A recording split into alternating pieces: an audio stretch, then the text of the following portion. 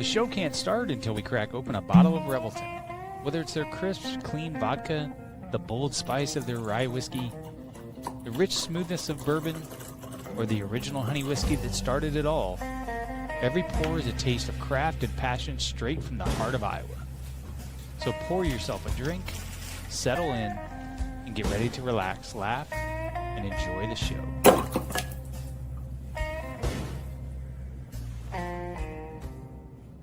Hey, it's Andrew Downs. I'm proud to support Three Beards Media, and I would love to work with you. If you need merchandise for your company, organization, band, softball team, whatever, I can help. From name brand apparel to promotional items, large orders or small, online stores, and more, I can help your brand stand out. AKC Marketing is local, based in Johnston, and we are an employee-owned business, so our costs are low and our turnaround times are fast. But most importantly, we give you personal service to make sure you get exactly what you're looking for. Email me at andrew@akcmarketing.com or find me on social media, and let's make some cool stuff together. Now sit back and enjoy this Three Beards Media podcast.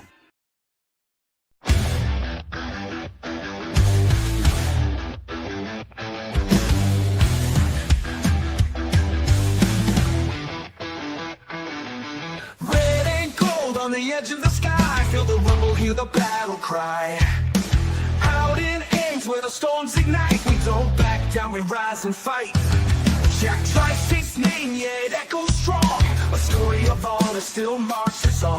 Through the rain, through the pain, through the fire we roar, 'cause we were built to thrive in the eye of the storm. Feel the ground shake, hear the crowd roar. Cyclone power, can't take no more. Legends rise, this is our norm. We stand tall in the sigh of the storm. There's a cyclone blowing on the outskirts tonight. Jack Trice shakes when the team takes flight. Buildings rocking, hear the magic call. We rise together, we'll never fall. Feel the magic you can't deny. Rocket stars are taking off straight to the sky. Brent, big play, Kirby making history. When the moment gets tough, that's a cyclone way. Through the trenches, through the lane, through the heat, through the rain. When the storm comes rolling, we embrace the fight. 'Cause the cyclones strike when the time is right. Feel the cyclones strike when the... All right, welcome back to In the Side of the Storm, where we talk all things Cyclones. We are live from the AKC Marketing Studio with Andrew Downs and sponsored by Revelton Distilling Company out of Osceola, Iowa. And our newest sponsor to all of the Three Beards media platforms, it's JJ's Boutique up in Johnston. I'm Dave Larson here with my Storm Team partner and Cyclone great, the legend, Marcus Pfizer. Good evening, Marcus. What's going on, Dave? How you feeling? I'm doing okay. I'm a little sore. Wife's been having me paint. If I don't paint like that for a while, I'm using muscles that I didn't know were there. It's ridiculous. Those small connective tissue muscles and things, man, you do something that you haven't done in a while, like hanging pictures and stuff. I had a guy come by, like a handyman come by today to put up security cameras around the house. I could have, he used my ladder. I could have done. Man, I'll pay for convenience in a second. I ain't got time. Today is Sunday. The games are on. Hey, do what you do. Well, hopefully you got him a soda or something, or maybe some Revelton on his way out the door. No, we give him water and everything. He's been a guy that we've had, for a couple months. He's, put up like the tarp in the backyard for shading and all that different stuff. So pretty good dude. Well, I'm halfway surprised that Chris Shipley has not popped on just because of the Bears-Cowboys game. Oh, I don't know why I do this to myself every year. I mean, it took a game like that from Caleb to beat the Cowboys, but I mean, that was a tough loss, but a good win for the Bears for sure. Good win. I'm sure he's saving it for me. So tomorrow night, I am substituting for Aaron, his other co-host, for Old Man Strength, as we talked to Will Keeps with Starts Right Here. Will's a good friend of mine and has done a lot of great things in the community. And both of them are Bears homers. Mm-hmm. So I'm sure I'm just going to be roasted tomorrow night. Yeah, it's been a weird Sunday of games. A lot of teams that you didn't expect, to win one. The way some games was won was very dramatic. my state's got their tails kicked, so that was expected. But it's just the beginning of the year. Watching some entertaining games, and hopefully, this Kansas City game could turn out to be a good one. I hope not too good because I face off against Patrick Mahomes as the fantasy quarterback. And if I can hold him to within 27 points, I win for the week. As a team or him? I need to hold him below 27 fantasy points. Okay. What made you take that against him? So he's on the other team that I'm facing, and I had the choice of starting Caleb Williams, which in retrospect I probably should have because I think he scored 49 points, or Jalen Hurts, and I started Hurts, who had 41 points, very respectable. I just could not start Williams when he's facing off against the Cowboys defense. I felt like as a Cowboys fan, I already had to start DJ Moore because really I don't have much wide receiver depth on fantasy. So I did start him, but I could not start Williams and want him to do well against the Cowboys. Oh yeah. Well, that game is on now. Russell Wilson just threw an interception, so I put the ball back in Patrick Mahomes' hand after they've already scored. I guess they got 6, so what, 2 field goals it looks like, and that's one guy you don't want to heat up. Somebody's gonna get their first win today. Both of these teams are 0-2, and so we see what's about to happen.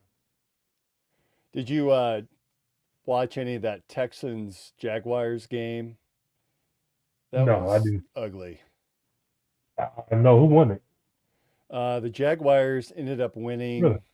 Yeah. What was Texans it at? offense just struggled. It was in Jacksonville. Okay, well, that's one of those games that it will be tough, but if they win at home, you kind of like we're not gonna say about the Cowboys and the Bears too much, but the Bears were at home, so you can understand that. But it's still early, guys. This time of the year is where you come out of training camp and all of that. Some guys hadn't been in the best of shape of doing things, or there's holdout. You're gonna get a lot of injuries and stuff the first couple of weeks, and then things start to settle down after a little while. CD Lamb goes down with the ankle. Hopefully that's not too bad. So we'll see what happens. In the next couple of weeks of what's going on, but it's going to heat up for a lot of teams. Like I said, Kansas City. When the last time we seen them being 0-2? Never in Mahomes' career as he started off. This with no wins. So it's going to be very exciting for sure. Have you seen so much turf toe injuries? Man, Obviously, we've seen Brock Purdy. He's been out. We saw a quarterback, Joe Burrow, who's out for 3 months. He had to have surgery on his. I've seen turf toe. Obviously, that's something that is fairly prevalent in the NFL, but I guess just not to this level. Well, it's weird. Like tackles are tackles, but guys do, even with CD Lamb's injury today, they do that. That tackle ride, whatever you call it, where they, they're grabbing and then they're, pulling down, and whatever limb is below them, it just happens to be that's how Dak ended up breaking his ankle a couple years ago.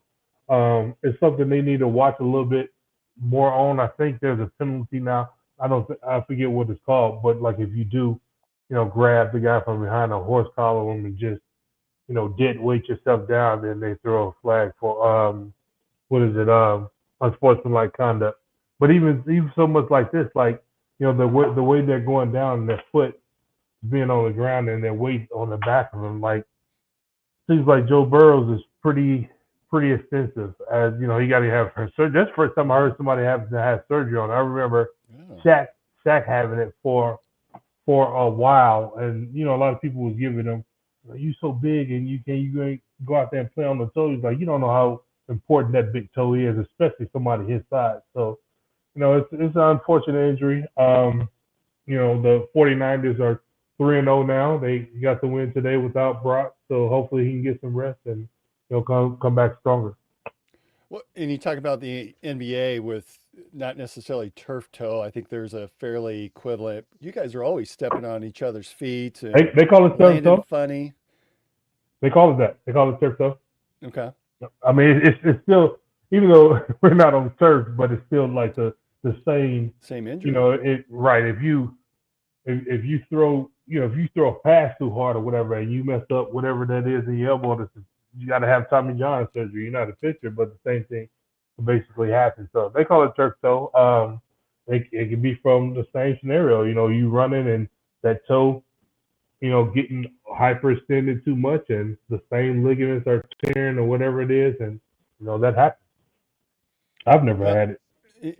in the NBA, don't you guys see a lot of the fascia injuries, that muscle that runs under the foot, and you hear about stories of doctors going in and basically just cutting it to relieve the pain? Yeah, yeah. Even like the plantar fasciitis up the back of your heel. I remember my rookie year. I think it was my rookie year or maybe my second year. Man, I had plantar fasciitis so bad in both of my heels. Like I used to have to sleep with this funny like dorsiflex brace on. They kept my foot because when your foot relaxes, then that's when that fascia gets tight. If you have it stretched, then it's stretched out. Then you take the brace off, and now once it's like when your foot is not dorsiflex, then it gets tight, and then you put that foot down, feel like somebody stabbed you in the heels. But after you move it around a little bit, it gets a lot better. So I think eventually mine just got to the point. So I guess they both just ripped on their own, where I don't have any issue. After that happened, I didn't have any issues of it, anymore. But it hurts. It hurts like hell. So you're like Forrest Gump. You had your special shoes. Yeah, yeah, I used to have to like ace bandage around. It was like just like a L, just like a L shaped like brace thing, and you just put ace bandage around it, like you can walk it, or like a walking boot, but not that heavy of a apparatus. And you just put it on at night. They make it out of like wood, the material that they make a cast out of. They take the molding of your foot and then just flash it all together, and it's like your foot. You just put it on at night, and if you had a big enough stock, you can put it on. It's just so your foot doesn't like relax while you sleep. But you get up in the morning, take it off, and go about your day. But it gets real tedious after a while. So speaking of the NFL, we started on that versus running into the Cyclones football team, who had a bye week last week. But did you see Will McDonald's play today? Oh my God, did I ever? I thought they were going to call. They were going to throw the flag. They like throwing the flag or whatever. That was real gutsy. I like the fact they say, it's only about 3 or 4 athletic guys that have enough athleticism in the league that can do that. And this guy's one of them. I was like, you damn right he is. And so that was pretty exciting. But then, we see, like I said, in the text chain, man, Baker Mayfield, like I'm such a fan of his, of the way he's responded and turned his career around. And I saw that 149 left on the clock. I was like, man, I said to myself, they can get them close enough to kick a field goal and win this thing, and that's what happened. That's But this, exactly what happened. But boy, that play, Will that, leaped over the both offensive and defensive lines, came up, I blocked the had kick, to, then took it. That was a phenomenal. You just don't see plays like that. man. That what I said in the chat. These boys out here doing the big play curve, scoop and score. Like that ball bounced. A basketball can have bounced more perfectly right into your hands like that. And I know once he saw that bounce back up, it felt really good because that was the game-winning play in your mind. In your mind, you're thinking, "Hey, this is it. We're gonna go out here. We're gonna get this stop, and we're gonna get out of here with a win." And then that didn't happen. It was a phenomenal play. And, that's coming off the heels of Jalen Knowles' big punt return on Monday Mm-hmm. Night Football as well. So Cyclones are really in full force. While Purdy's on the sidelines, we've got other guys that are stepping up and making plays and showing off their skills in the NFL. And tomorrow Yeah, night we've got Dave Montgomery playing in another Monday night game. they're getting into the swing of things and learning and understanding. Like I don't think people understand the level. Like high school, then you got college. You have the high level of collegiate sports. But when you get to the pro level, it doesn't matter who you are. Like it's always going to be some kind of difference of a fault because like you're talking about guys that anywhere between 21, 22, 23 years old. Well, you got guys that's 27, 28, guys that's 30 years old that's been in the NFL. Like you're a rookie going up against a Myles Garrett or Aaron McDonald. These guys have been doing this for a long time, and they know how to get you off balance and put you in compromising situations. And once you've gone through it for a little while and start to figure it out, things get better. But man, it's just such a different dynamic of how good people don't understand how good pros are on that level at the next level. I remember playing one-on-ones against a guy named Corey Blunt. Corey went to Cincinnati, was in the NBA for years. He was older than us, and I'm guarding him, and we're playing, in practice, whatever, and he's shooting three-pointers like Ray Allen, and I'm talking about deep threes, and I'm like, where in hell, and just bottoms, and then you start to understand, like, okay, he's been around for a while, even though he may not do that in the game because that's not his role on the team. That doesn't necessarily mean that these guys can't do it. You see guys all the time, drop back and throw. Like, where you get that 70-yard? He can throw it like that. Like, they've been playing, been pros for so many years, you never know what can happen.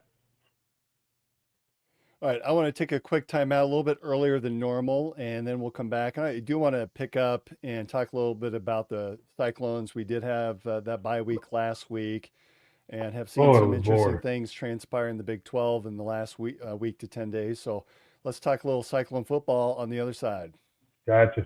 Making great tasting bourbon requires the perfect combination of ingredients, conditions, and time. The longer it rests, the better it tastes. Revelton Distillery's new single barrel bourbon is made from 80% corn, sourced 100% from Iowa farmers. And unlike mass-produced bourbons, each barrel of Revelton's single barrel bourbon is unique, proofed on when it tastes best. As they like to say, it'll be ready when it's ready.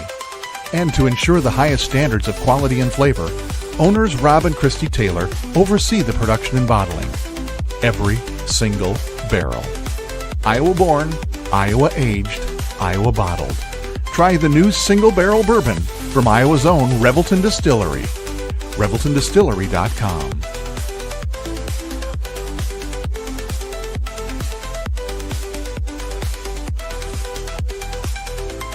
Gentlemen, let's be honest. Finding the perfect gift for your wife or girlfriend isn't always easy. You want something thoughtful, stylish, and unique.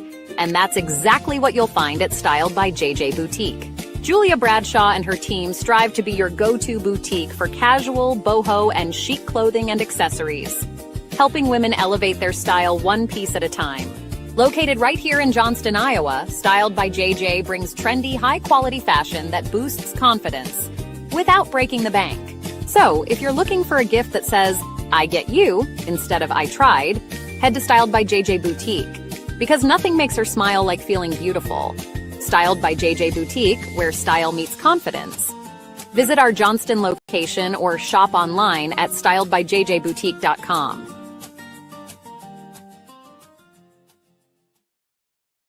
All right, Marcus. So have you seen JJ Boutique yet? Is that new for you? Yeah, I saw it last podcast. Okay. So that's one of those little reminders as we were talking before the show. On that next game you come back for, you can promise your wife a shopping trip to JJ's Boutique. Well, let's go see what it's about. I want to have some 5X's and some size 18 shoes. I don't know about size 18 shoes. That might be you may have to pre-order those, but I'm sure that they can come up with something for you.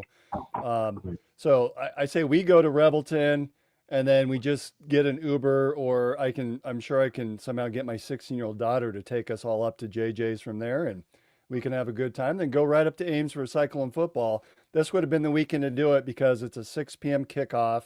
It is the whiteout game against Arizona. This is one that I think a lot of us had some concerns with leading into the season. This is an Arizona team that has already defeated Kansas State. Now, I know Kansas State is really having a rough go of it. I would anticipate that they'll turn things around, but I think this is going to be a more of a solid Arizona team than maybe what many of us were sort of anticipating at the beginning of the year. Keep in mind, Arizona was predicted to win the Big 12 a season ago. Took a step back, but it feels like they've corrected things. And I was looking at their schedule. This is probably their biggest game of the season outside of the Arizona State game at the end of the season. Thoughts on Arizona as we head into Saturday, 6 p.m. kickoff for the whiteout game? Well, I'm glad we're going to be coming off of a bye.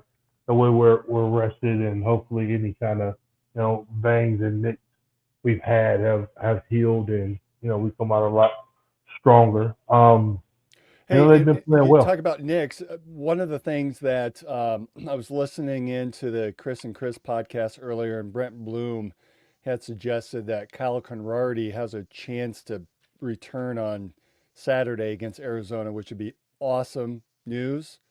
I don't know. His girlfriend, his wife, posts some things on TikTok that would lead me to believe that he's out longer than that, but we shall see. But Brent Bloom seemed to think that he might return sooner rather than later. What injury he had? I didn't know. It's not disclosed yet. I think it's something. It looked like by the kicking issues that he was having against Arkansas State. I'm going to guess it's some sort of inner thigh muscle, but that's just a guess. We'll probably learn a little bit more. This year, the Big 12 is now requiring each team to put out a medical report before every game. We saw that in week 1, week 0 against Kansas State. We've not seen it since because we haven't played any Big 12 opponents. So we should see something this week that will give us a little bit additional insight as far as that injury or any others that are out there. What was it? Bramer that was out, or Burkle was out for that last game against Arkansas State as well. Had a little dinged up on Thursday of practice, and then they just felt like it'd be better to withhold him. That just with the depth that we have at tight end, that might be a better situation. Get him healthy as we head into the Big 12 season. Yeah. Hopefully, like I said, it's in a couple of weeks. So, extensive treatment and therapy and things like that. Hopefully that can get it better because he's definitely a key weapon for this team and their success. So, with the way these Arizona teams have been playing, it can be really scary. I'm glad we got them at home, which is going to help us a lot. I think it's going to be a tough one that I'm going to sit and really be able to enjoy and watch. It's not going to be nighttime here, because we're a couple hours behind. It's 6 o'clock. What is it, 6 p.m. kickoff there? So it's going to, sunset is going to be just now creeping towards the mountains a little bit, but I'm going to be front and center waiting on that one. Do you sit Saturday because the games? You make a good point. The games come on for you at 9 a.m. Are you just watching every game from East Coast to West Coast? Everyone, and then I watch so many games, and then I look up and it's like, is this game live to start at 8 o'clock? It's like, well, it says it's only 7:30, 8 o'clock here, so it could be, again, I was watching games last night that came on at 8 o'clock, and goes over until like 10 o'clock or so. I'm like, okay, well, that's not that late. I see people complaining about it from the East Coast, about it being so late. But yeah, I catch pretty much. I mean, I'm up at 5 o'clock in the morning every morning, even on the weekend. So, once I get up, get my day started, get my juices and my juicing on and my vegetables and all that different stuff I do to start my day. And by the time 8 or 9 o'clock roll around, I'm watching the games and pretty much watching it all day. I'm exceptionally jealous of you to be able to do that. Yeah, I was sitting there pretty watching the USC game because Eli Sanders, who used to play at Iowa State, was a running back, is now Hmm. at USC. So I really wanted to watch a little bit of him to see how he was doing. I was dragging by last night. I That's went to bed. that's that's straight. That's straight in my day. Like I maybe the last if the game is boring at the end of the game, I'll probably go ahead and doze off. But if it's a good game, no, I'm sitting right here either on the couch in the living room or in the man cave in the garage watching it. This is all depends. So we're 4-0 again. We talked a little bit about it last week. I had China Chad on last week, by the way. We've talked a little bit about him. He was literally from China. It was his Monday, had him on. So we're 4-0 for the second time in the last 2 years, third Hmm. time ever in the program's history. So pretty remarkable to be able to say that. Um, Last week we were at number 12. A couple teams have jumped ahead of us now, so we're 14th in the country. Uh, Indiana just thrashed Illinois yesterday. I got to admit, I was surprised by that. I think Indiana is better than maybe what I was giving them credit for. And then Texas Tech beat Utah at Hmm. Utah. I think that was a pretty good win. A close game though. I don't know. Did you have a chance to watch any of that? I watched it. It was Yeah, so close until really that yeah, that fourth quarter. yeah. Watching it, it kind of made me, scared of what's to come. With these teams, the Big 12, they're getting so much better. Um, they talk about, they even said that they think that those two teams are better than Iowa State, which I firmly disagree with. But yeah, I did watch the game. There'll be a lot of games on. If a Big 12 school is playing, then I'm trying to watch that game. Especially we weren't playing yesterday, so I really was trying to get in as many Big 12 games as possible. But yeah, it was a really good game. Surprising loss, home loss for Utah. They got some veteran players, including the quarterback. That was one of those shockers, to lose at home for them, and I think that makes them so much more dangerous going ahead because now they have that eagerness and that hunger to try to make up for the one that got away from them. So it's going to be a tough battle going here on out. Do you, Now that we've seen some of these games being played and some that matter in the record in terms of Big 12 play, what do you think is the toughest game that we have left on our schedule? We do not play Texas Tech, and we do not play Utah, who coming into the week were probably the leading contenders for the Big 12 championship or to appear in the Big 12 championship game, along with Iowa State and I think even Mm-hmm. TCU. Um, of the teams that we have remaining, is there one that stands out to you as being the toughest? Um, Not really. If anything, I would say that this Arizona game is going to be the toughest one going ahead, just from the sheer fact of us being off and having a bye.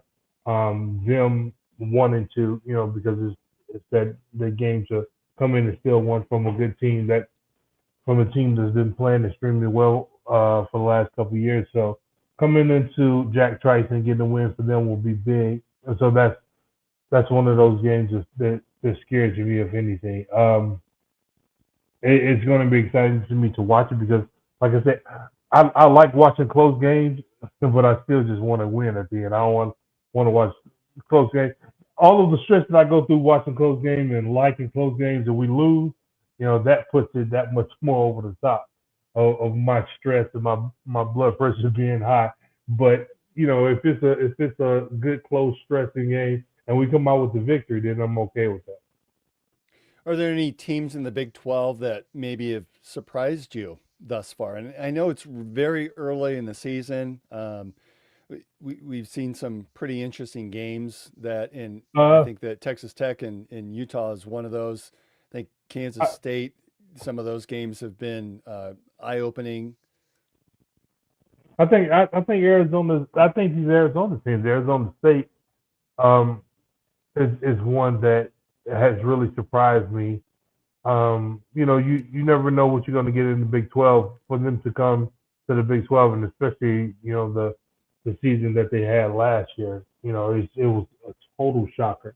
But I think those are probably the two biggest programs that have been shocking me the last couple of seasons. I watched that that Arizona State game late yesterday against Baylor. Hmm. It Hmm. felt like watching Iowa State. Like they kept it close. They played tough. It was a little bit boring at times, even if I could Hmm. say that without sounding negative. That's really Right. not the intent. But it was just a slugfest battle between those two teams. Two really good defenses as well. Obviously, Baylor has, they probably have every reason to lay down, and they just kept battling. And Arizona State, very similar. It just felt like I was watching Iowa State playing each other. Yeah, that's a test to the coaching staff. Like when you see a lot of games where it's just total blowouts, it's like, man, what is this, defensive coordinator doing? Like I can understand some point scoring, but like it's 65-3. Like y'all hadn't figured none of this out and made no adjustments through the whole entire game.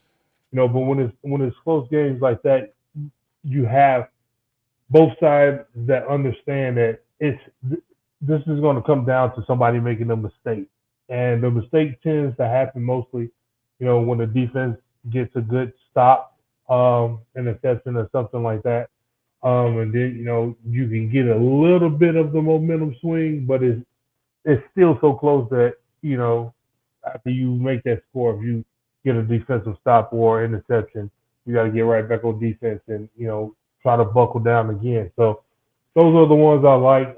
Like I said, it's a testament to the coaching staffs on both sides that really put in a lot into it. You just got to have 1 point more than the other team to win the ball game. And for my club, I don't care. We win every game by one. The Kansas City Chiefs made it to the Super Bowl last year by one score, 11, 12 games in a row. They still made it to the Super Bowl, but that is what it is. As long as we can get the dub. Are you suggesting Cowboy fans should be maybe not throwing in the hat just yet? The Cowboys a little bit different. I think I think Come Jerry on, give me I some think Jerry hope. Jones. Man, I think the team has always been one of the most talented teams in the National Football League. It's just something there that that's holding them back for whatever reason. Um, I just can't put my finger on it. I personally didn't think that they were going to go to Chicago and lose today. Caleb went and had a hell of a game. Dak didn't have a bad game either. I looked up, he was, 20 for 23 or 24 or 25. Like, he didn't have a terrible game, but it's like, man, once it gets out of hand and the other guys are rolling, you can't stop the avalanche. So, again, it's early, so they're 1-3. And, we just go from there. Well, and you had the Williams, the running back that took it and had it stolen right from him. I mean, you can't let that happen. That's bad Yeah. football. I mean, we saw it happen to Derrick Henry, week one, that you never see. Like, it's one of those things like, how did he fumble that football? How does that happen? It never really happens, but, it can happen on occasion, and it's something that you learn from, obviously.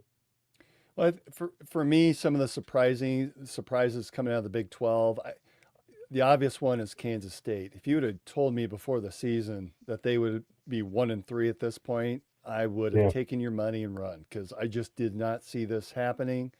The other surprise, and I don't know if it's necessarily a surprise, TCU. I, I I think that we sort of expected them to have a bounce back this season. I think it's a little soon, a little bit early in the season, but they look good. Their quarterback, who we knew was going to be dynamic, is continuing what he did last year. But the one team that really I think surprises me a little bit is Kansas. They continue to light up the scoreboard now. Their schedule wise, I don't know that they've been all that impressive. They did have that loss a week ago against Mizzou, but for the most part, they're putting up some solid scores, and they just demolished West Virginia last night. Yeah, I know Pat McAfee wasn't happy about that. Look forward to seeing them tomorrow. Talk about that a little bit on the show and see how does he feel about that Molly whopping. But yeah, it's a surprise. You never think about Kansas being a football team, but here as of late they've been playing well for the last 5, 6, 10 years. And the Big 12 is what it is. Like I tell the stories about. I remember when Nebraska was in the Big 12, and I remember when K-State was number one, number two team in the nation. Like we used to play with Kansas State on the NCAA tournament game, NCAA football game. Like they used to be so good, people used to make you not you can't play with K-State, you can't play with Nebraska, especially when the option was fairly new of a play to be running. They would not even let you play with those programs, but it is what it is. They've been playing a lot better, like I said, as of late, and it's a testament to how tough this conference is, and hopefully they can continue to get better, and we see Malachi out there shortly to getting some reps and having a productive season. I think that would be fantastic. That'd be a lot of fun for both of us and for Brent, Absolutely. obviously, proud papa. And I did find out so Brent, some people are wondering where Brent is. He's at, is it Oktoberfest? So there's a big event this entire weekend, and I think he had commitments there that he's packing up for again. Mm-hmm. Perhaps the hardest working man in the area. Man, coaches Kalachi's. He's all over the place.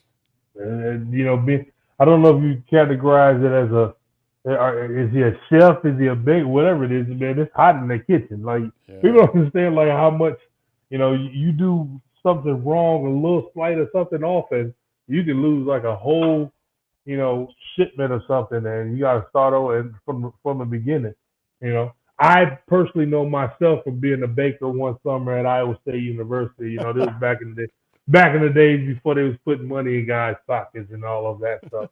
I was a baker for a little bit, but it's a lot of hard work. It's it's hot up in there. I'm a little bit taller than Brent, so you don't understand how heat rises, and it's really hot up there. So Wait, yeah, we you understand. were a baker, what, like at the towers? Were you cooking people food? No, at the student union. Where the student union is a bakery in there. Oh yeah. Yeah. So I didn't know that. It was one of the summer jobs that I had 3 or 4 of that summer. I was in a bakery, I was in the call center, I was working camps, I was doing all of that. And I was there. I wasn't like not there. I was actually having to go to the call center, from 4 to 8 o'clock at night, and, trying to make a couple bucks. But everybody think Marcus Pfizer was getting paid at Iowa State. You were, but you had to work for it. That's work. Being paid is not working or doing anything for that paycheck. No, I was working. All right, so young season, we're 4 games in. Who of these 4 here would you call the MVP of the season thus far? We've got Rocco Becht, Kyle Conrarty, Dominic Orange, or is there a 4th person? Is there someone else that Marcus Pfizer would say is the MVP thus far in this young season? I'm going to say Kyle. To me, we know all the other guys are important. Especially Rocco. What he do as the leader of the team. I think Conradi, has put us over the top. Some big key games all the way back to last year.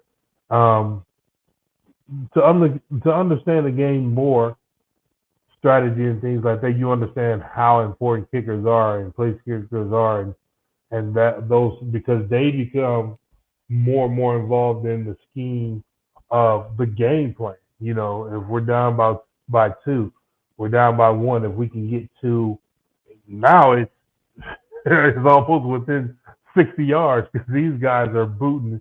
Even in the NFL, they're making 58, 60 yarders like it's nothing. So, It's exciting to see. It's more pressure to make that than a free throw, but it's the same type of scenario where you're basically there by yourself. You got to concentrate. They got to test for win. They got to test for a ton of things, and to see that ball go in or not go in, to win or to lose it, man, it's tough. You're right, to line up for a 63-yarder with 61,500 fans screaming. Well, at that point, it was deathly quiet. Mhm. Then against Iowa to come back for a game winner after kicking a 54-yarder the prior year. Like, Yeah. we got to remember this. Kyle, I think he's 20 years old. He's a Mhm. sophomore. Right. Right. So, for me personally, not as a negative thing, I knew the crowd was there, but it's too many people to focus on anything to even be like, okay, the crowd to me is just like, even on the road, fans are yelling things and things like that. Like, I would have to really turn and listen and to focus on what you're saying. Otherwise, it's just chatter. That's the same as clapping to me. I mean, just a loud noise that I'm really tuning out anyways. But I think it's more of the focus of, making a shot, making a free throw, making the field goal. Like, that's the focus of everything. How do you do that at Even, Fog Allen? Because those are not friendly fans. I really don't even, if it was a situation where somebody jumped out of the crowd, behind me or saying, I probably wouldn't even see them because it's such a tunnel vision, for me, even at the free throw line with people behind the baskets and like holding up swirls and all that. Like, I don't even see that. I'm looking at the basket. I mean, I'm not, why would I be looking through the backboard at what you're doing when I should be focused on the basket?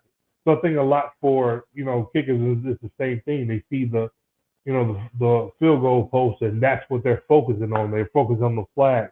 They focus on, where they got to get it. And, they're the first ones to know that it's off before, just like you when you shoot it.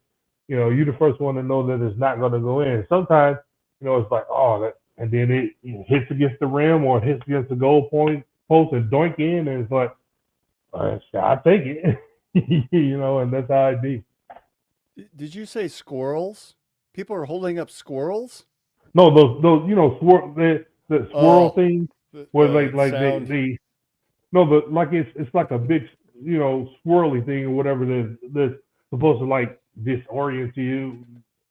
right, disorient sorry. your eyes and stuff like that. So it's like all kind of different stuff. They waving all behind the basket. I'm like, I don't even see that. It'd be more fun to hold up squirrels, but That'd be pretty impressive if somebody had a squirrel. Hey, before we close out, did you get a chance to watch today the NFL Today show throwback that they celebrated 50 years of the NFL Today, and Brent Musburger was on and came on and did the whole "You are looking live" No, I introduction? didn't. I didn't see that. No, I was in my storage room getting some things out of there earlier, and I, was trying to get that situated before my handyman guy came by and to get ready for the game. So no, I didn't see that. Oh, it was interesting. It was a lot of fun. They came back with old time graphics, and one of the I think the very first this program brought to you by Jeep, and it Hmm. showed a Jeep from 40, 50 years ago. It was a lot of Oh fun to wow. be able to watch that, and just the old school introduction where I remember 45, 50 years ago when the NFL Today show had the graphics with the computerized runner or football player that was running, and you think, whoa, that was so high tech, and now, it's blown out of the water with what we see today. But back then, Right. you thought, Right. boy, we're in the 2000s now. That's pretty sharp. It was fun. Right. That type of stuff. You remember the old football games where the football game that was like electric and it shaked and the The players vibrate. just we used to think stuff like that was so high tech. And I remember my oldest son, who's he's 27 years old now. Like my parents had an older TV at home, well, as he got older and we went back, and he was like, "What's that behind the TV?" It's like as a part of the TV, so because they're used to flat screen TVs, they're not used to the tube TVs what they have in the back, the Sony Vega TV. He was like, "What's that on the back there?" It's like that's part of the TV. So I mean, times have changed, technology has come so far ahead, and I'm glad where we're at now. If you want to have fun with your kids, get them a dial-up phone. Like plug it into your wall if you even if you even are able to, and I try to make your don't think kids we have that. say call your mom, call grandma, call a relative, just call your friend, call somebody using this phone and see if they can do it. We did It's, that one year for, I think it was over the holidays, and we went to mom's house and had my kids do it. It was the funniest thing I've ever seen. I don't think maybe my oldest children might like maybe the oldest Junior is 21 now. Um, I know not since him, but none of kids from him on down to our youngest is 10. Um, they've never been in a house with a house phone. We've never had house phones in the house, and we've had printer machines, fax machines, and stuff like that we've had a house line, but we've never had a house phone in the house to the cell phones, like, what I got a house phone for? Everybody has. My 10-year-old has a cell phone, so everybody has a cell phone. So things like that, like when these kids see like a house phone, they don't know what it is. And those are the funny. And you think to yourself, what do you mean? What is that? Like, what is this? And then you have to understand. And like, you only been here about 15 years. I get it. I get it now. That's crazy. Yeah, I was talking with my mother not too long ago, and she goes, I've left you a voicemail at your house. I'm going, Mom, I haven't had a phone in my house for 10 years. She goes, And well, you left a really? voice. I've left you a voicemail. I go, no, I haven't. And I said, call it right now and just see if there's a voice, because we didn't have voicemail on there. We had Mhm. like an external machine that you would call in. Because I tell you why, I saved that machine forever, because Dan McCarney called all the season ticket holders and left an automated message. So I thought that was the coolest thing, and I kept it forever. I think I think Fred did one year, so I kept that one. And then we just never got the phone line hooked up while we Right, moved, transitioned to different providers.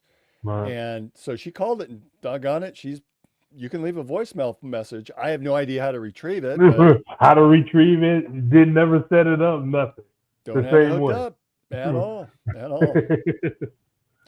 Wow. All right. I think that's probably a good place to stop. Got a big game on Saturday. It is a 6 p.m. kickoff, so nice and early for you, Marcus, so you can watch the game, have a Yeah. nice dinner with a family, and then still have your West Coast games to be able Still to have. watch. Again, it's that whiteout game that it looked phenomenal last year when it was on TV. I think that was a TCU game. I have to go back and look, but Mhm. that was a lot of fun. So hope everyone can join us on Saturday. If you don't have your tickets, please get them now. There's probably a few left for that whiteout. Should be a ton of fun. And I tell you what, the tailgate lots open at noon. I'm going to anticipate that crowd's going to be obnoxious for that game. Any final score predictions out of you, Marcus? Oh, I got pretty close last time with the 49-3, so um That's what I was waiting for you to drop. Another 49-3. no, I say this will be a close. I say something around like 20, say 24, something weird, 24-16. Say something like that, something weird like that. All right. I'm going to go 27-21. I think there's going to be a tight game again. I would say it just feels like one of those years that all of our games are going to be close. Mm-hmm. No, I'm fine with as long as we get the dub, like I said. That's right. All right, that's a wrap for the show. We appreciate everyone for joining us tonight. Again, thank you to our sponsors, Andrew Downs with AKC Marketing Studio, of course, Revelton Distilling Company. I should probably show my bottle here. I opened up a new one tonight of the Mulberry Gin, which is my favorite. I have a feeling we'll probably have a little bit more tomorrow as I host with Chris Shipley on Old Man Strength. And then, of course, to our newest sponsor, JJ's Boutique out of Johnson, Iowa. So, Marcus, good to see you. Brent, You too, bro. glad you had a good weekend, and we'll see everyone on Saturday. Go Cyclones.